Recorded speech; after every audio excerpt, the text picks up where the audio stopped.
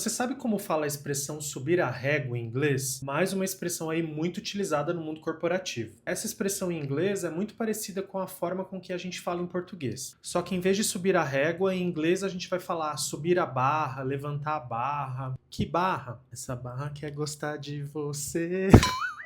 Sacanagem, gente. Então, subir a régua em inglês vai ficar assim: raise the bar.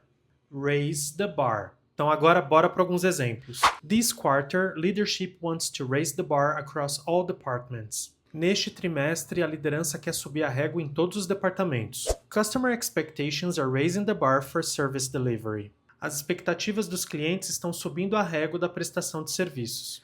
E aí, já conhecia essa expressão? Se sim ou se não, você já sabe. Deixa aqui nos comentários um exemplo seu usando ela. E já aproveita para deixar sua curtida, para salvar o vídeo, compartilhar com os amigos e me seguir, né? Assim você acompanha todas as dicas. Então, até o próximo vídeo.